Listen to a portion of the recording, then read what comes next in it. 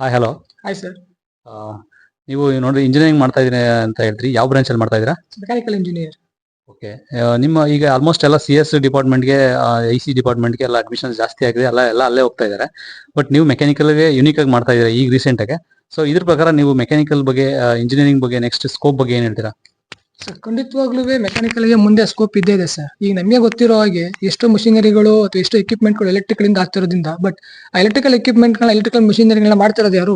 Mechanical ಓದಿರೋ ಸ್ಟೂಡೆಂಟೇ ಮಾಡಿರೋದ್ರಿಂದ ಮುಂದೆ ಮೆಕ್ಯಾನಿಕಲ್ಗೆ ಒಳ್ಳೆ ಸ್ಕೋಪ್ ಇದ್ದೇ ಇದೆ ಸರ್. ಹಲೋ, ನಿಮ್ಮ ಹೆಸರು? ಗಗನ ಕೆ ಸರ್. ಓಕೆ, ಇಂಜಿನಿಯರಿಂಗ್ ಓದ್ತಾ ಇದ್ದೀರಲ್ಲ? Yes sir. CSE branch. So engineering CS ಸೇರ್ಕೊಂಡಿದ್ದೀರಾ? ಯಾಕೆ ಸೇರ್ಕೊಂಡಿದ್ದೀರಾ? ಸರ್ ಇವಾಗ ಸದ್ಯಕ್ಕೆ CSE ಗೆ ತುಂಬಾ ಸ್ಕೋಪ್ ಇದೆ. ನಾನು ಫ್ಯೂಚರ್ ಅಲ್ಲಿ ಏನಾದ್ರು ಬೆನಿಫಿಟ್ ಸಿಗ್ಬೋದೇನೋ ಅಂತ CSE ಜಾಯ್ನ್ ಆಗಿದ್ದೀನಿ. Okay, good. ನಿಮ್ಮ ಹೆಸರು? ಪ್ರಿಯತನ ಸರ್. ನೀವು CS ನಾ? ಹಾ ಸರ್, CSE. ಓಕೆ, ನೀವು ಏನ್ ಹೇಳ್ತೀರಾ CSE ಡಿಪಾರ್ಟ್ಮೆಂಟ್ ಬಗ್ಗೆ, ಮತ್ತೆ ಮುಂದಿನ ಸ್ಕೋಪ್ ಏನಿದೆ CSE ಇಂಜಿನಿಯರಿಂಗ್ ಡಿಪಾರ್ಟ್ಮೆಂಟ್, ಏನ್ ಹೇಳ್ತೀರಾ?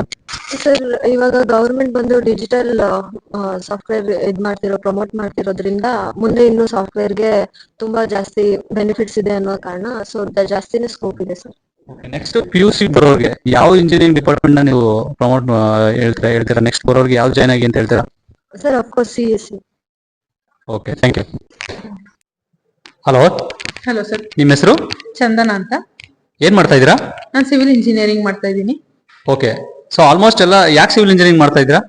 ಸರ್ ನನ್ಗೆ ಫ್ಯೂಚರ್ ತುಂಬಾ ಚೆನ್ನಾಗಿರುತ್ತೆ ಅಂತ ಗೊತ್ತು ಸಿವಿಲ್ ಇಂಜಿನಿಯರಿಂಗ್ ಮಾಡೋದ್ರಿಂದ. ಅದಕ್ಕೇನೆ ಗೌರ್ಮೆಂಟ್ ಜಾಬ್ಸ್ ಎಲ್ಲ ಜಾಸ್ತಿ ಕಾಲ್ಫರ್ ಆಗ್ತಾ ಇರುತ್ತೆ ಸಿವಿಲ್ ಇಂಜಿನಿಯರಿಂಗ್ ಅಲ್ಲಿ.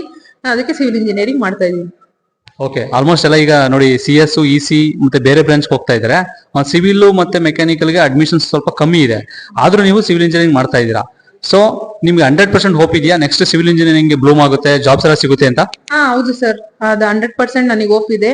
ಸಿವಿಲ್ ಇಂಜಿನಿಯರಿಂಗ್ ಇವಾಗಿಲ್ಲ ಅಂದ್ರೂ ಮುಂದೆ ಆದ್ರೂ ಅದು ಯೂಸ್ ಆಗೇ ಆಗುತ್ತೆ. ಯಾಕಂದ್ರೆ ನಮ್ ಇಂಡಸ್ಟ್ರಿ ಹೀಗೆ ಇರಲ್ಲ, ಮತ್ತೆ ನಮ್ ಸೊಸೈಟಿನೂ ಕೂಡ ಹೀಗೆ ಇರಲ್ಲ, ಮುಂದೆ ಡೆವಲಪ್ ಆಗ್ತಾನೆ ಇರುತ್ತೆ. ಆದ್ರಿಂದ ನಮ್ಗೆ ಬರೀ ರೋಡ್ಸ್ ಇದನ್ನಂತ ನೋಡೋದ್ರಾಗ್ದಿರಾ ನಮ್ಗೆ ವಾಟರ್, ಎಲ್ಲಾರ್ಗು ಪ್ರತಿಯೊಬ್ಬ ಮನುಷ್ಯಂಗೂ ವಾಟರ್ ಅನ್ನ, ಮತ್ತೆ ನಾವು ಯೂಸ್ ಮಾಡುವಂತ ವಾಟರ್ ಅದನ್ನ ಹೋಗೋದಕ್ಕೋಸ್ಕರ ಸೀವೇಜ್ ಸಿಸ್ಟಮ್ ಇದೆಲ್ಲ ಬೇಕೇ ಬೇಕಾಗಿರುತ್ತೆ.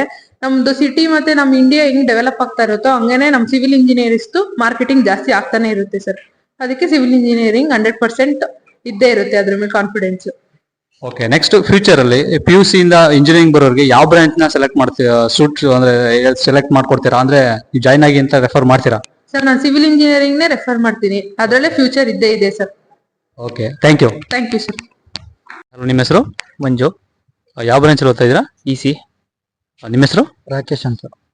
ಓಕೆ, ಯಾವ ಸೆಮಿಸ್ಟರ್ ಓದ್ತಾ ಇದ್ದೀರಾ? 3rd semester.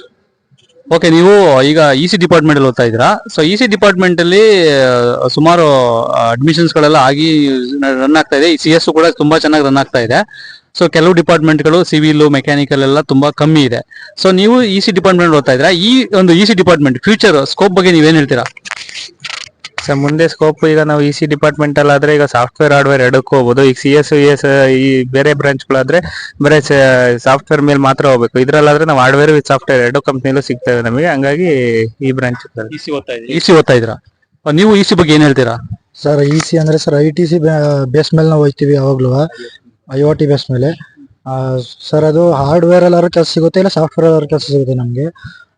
ಸರ್ ನಾನು ಅದ್ರ ಜೊತೆಗೆ ನಾನು ಡಿಪ್ಲೊಮಾ ಮಾಡಿದ್ದು. ಡಿಪ್ಲೊಮಾ ಲ್ಯಾಟ್ರಲ್ ಎಂಟ್ರಿ ಮೇಲೆ ಅಲ್ಲೂ EC ನ ತಗೊಂಡಿದ್ದು, ಹಾಗಾಗಿ ಇಲ್ಲೂ EC ನ ತಗೊಂಡ್ ಮಾಡ್ತಿರೋದು. ಸರ್ ಇದು ಚೆನ್ನಾಗಿದೆ ಅಂತ ಈ ಕೋರ್ಸ್ ತಗೊಂಡಿದ್ದೀನಿ.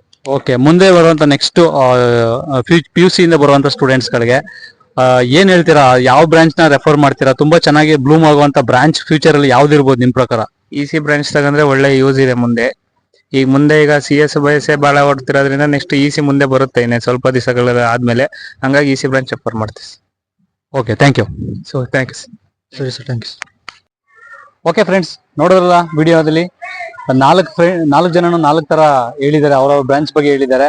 ಸೊ ನೀವು ಏನ್ ಮಾಡ್ತೀರಾ ಅಂದ್ರೆ, ನಿಮ್ಗೆ ಯಾವ್ದು ಇಂಟ್ರೆಸ್ಟ್ ಇದೆ, ಆಸ್ ಎ ಪೇರೆಂಟ್ ಆಗಿ ನಿಮ್ಮ ಮಕ್ಳು ಏನ್ ಇಂಟ್ರೆಸ್ಟ್ ಇದೆ, ಅವ್ರು ಏನ್ ಫೋಕಸ್ ಮಾಡ್ತಾರೆ ಅದ್ರ ಬಗ್ಗೆ, ಆ ಕೋರ್ಸ್ ಬಗ್ಗೆ ನೀವು ಜಾಯಿನ್ ಮಾಡಿಸಿ.